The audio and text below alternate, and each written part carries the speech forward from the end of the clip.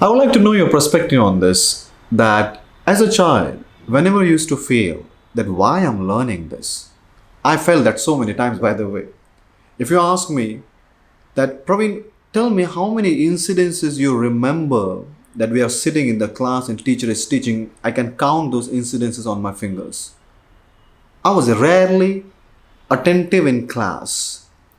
If you ask me one incident, then I will share that with you. Is around 8th standard, one teacher was teaching about train engine. And I used to love train engines because every year, since childhood, every year we used to go from Nasik to Nagpur in a train for some rituals. And oh my God, it was so exciting, overwhelming for me that, big train, one engine. So I always used to ask my dad also how it works, how it's possible.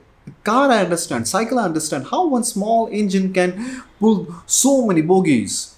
So I was very excited with engine. If you ask me, that was the only reason I vividly remember that session and that class. I didn't understand that, but I remember because my why was very clear. I wanted to know that. But apart from that, I don't remember very many incidences where I was attentive in class. But my mother, she tried her best to give me a why. Even if I go back on my memory lane to the last point when my mother is communicating with me, my mother used to say this, Praveen, if you study well, you will get good job and good girl. That is wife, not girlfriends. Good job and good girl. And for a child, these are bottom of priorities, by the way. I never wanted a good job and good girl in my school days. So I never found my why. Then I found my why after 10th standard when I entered 11th standard. So there was a girl in my class. And for the first time in my life, someone fell in love with me. I used to like many girls in school. But in 11th standard in that college, that girl, she started liking me. Never happened in my life before. And I asked her very clearly, why? And she said, because I like when you raise your hands and you give correct answers. I like when you get good marks. So the only reason why she was liking me is because I was good in studies. Because one or two times I just raised my hands in class just to give answer. Or by mistake in one or two subjects I got good marks. And the fundamentals of relationship was studies. And then I thought, okay, if I have to maintain this relationship, I have to study. That's a very strong why, by the way.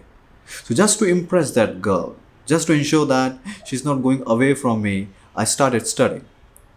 So when there was no why, I was not studying and I failed in ninth standard. Yes, I took 2 years to complete my ninth standard because there was no why. But when I found the why, in 11th standard, I was number one in my college, by the way. Number one, because the why was very strong. Then, of course, I married the same girl afterwards.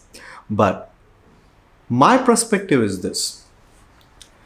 If your child is getting good marks, it means your child's why is very clear. It's clear. You have helped him or her in understanding that why he should or she should study.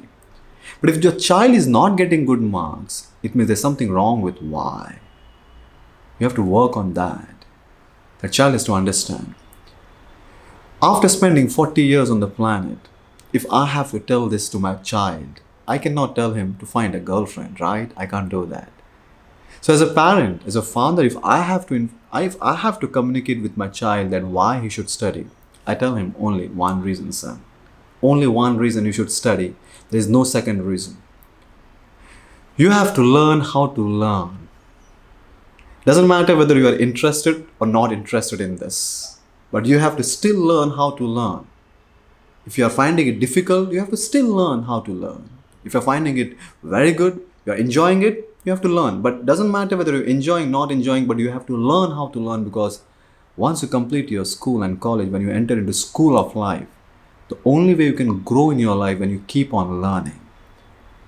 I say, and I remember I'm saying this several times, whenever I get an opportunity, I always say this, that one thing which really differentiates successful people from those people who are living average life or below average life is successful people, even after school and college, they're still a student of life, they're still learning.